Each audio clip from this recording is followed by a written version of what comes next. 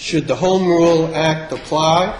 Well, there's merit to the argument made by the defendant that you look at the more definitive statute rather than the general statute of the Faulkner Act in that regard in order to make sense of the petition requirements that were amended under the Home Rule Act in 1986 to be more specific in that regard.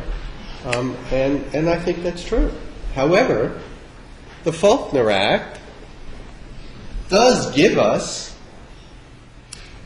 further factors in terms of looking at what should be accomplished here by municipalities that adopted the Faulkner Act in terms of what really is intended here when you want to put something on a ballot. And that is, we've got to make sure that the signatures are genuine. We've got to make sure that the basic amount of signatures needed are satisfied. We've got to make sure that the people know what they're being asked in terms of what's on the petition, not a requirement that they specifically read every line. That's not in the statutes, but that it's on the petition. We've got to make sure all of that occurs, and we've got to make sure the integrity of the process was satisfied in terms of whether you want to do it under the Home Rule Act, in terms of a signing page of the petition and certifying in that regard, or under the Faulkner Act in terms of the affidavit of authenticity and that you witness the signature in that regard. Here, they did it both ways. So if you apply the Home Rule Act, court's finding they satisfied it. And if you apply the Faulkner Act, the court is finding they satisfied it, but for technicalities in that regard. So I don't think we should get caught up in terms of which act applies in that respect, since these petitioners did it both ways. But assuming that you give the more specific statute priority over the general statute, that is the Home Rule Act, over the Faulkner Act, clearly they met the requirements of the Home Rule Act with respect to this matter. And we use the Faulkner Act just as another factor in this case to show that even under the first petition, they were satisfying those requirements in that regard. Which really brings me to the last issue, which is the integrity of the process.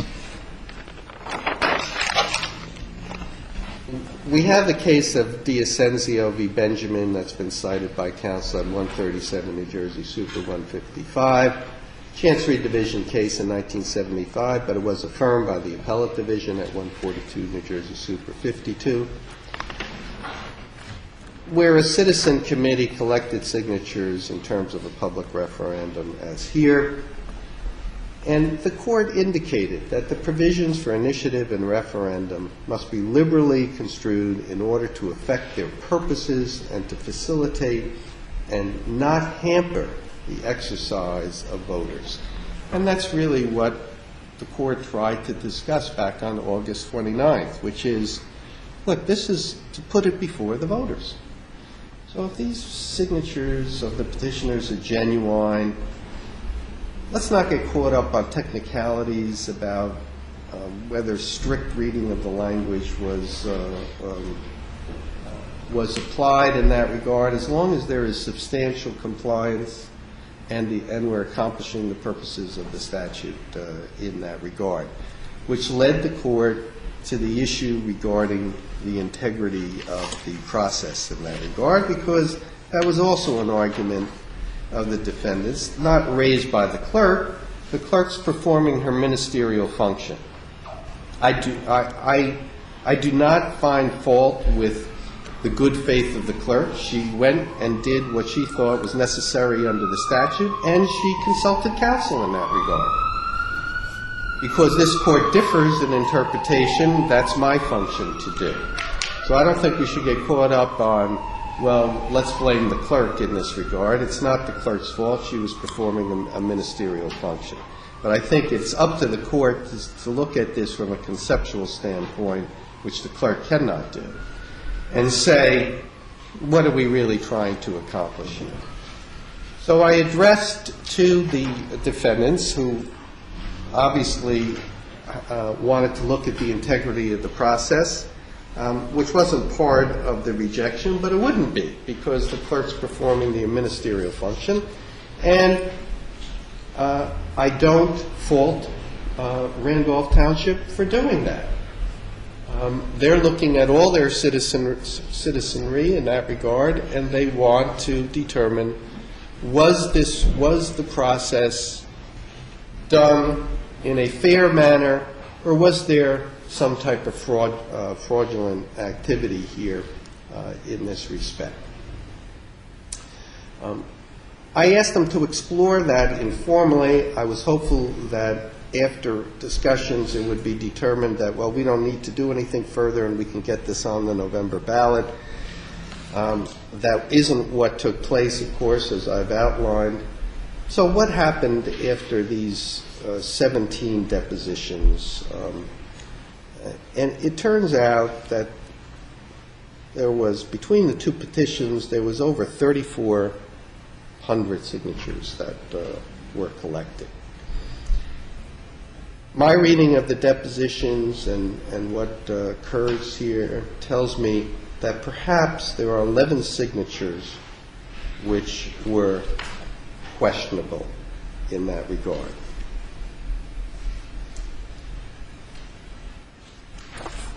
Clearly, there are no substantial issues of fraud here. There are, at best, some questionable signatures in a very lengthy process involving two petitioners.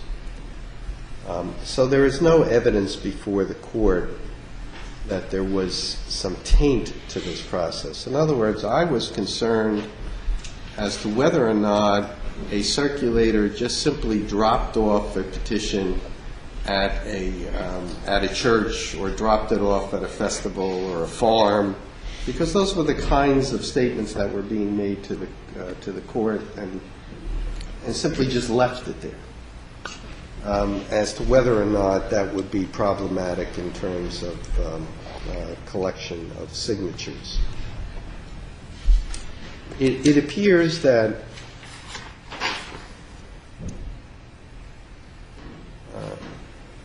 as stated in the defendant's trial brief, that as to one circulator, there were two occasions where signatures were obtained outside of the presence. Another circulator admitted that at least 4 signatures were outside her presence. Another admitted there was some confusion as to an initial meeting at a library where the petition process was discussed as to the requirement of a circulator's presence.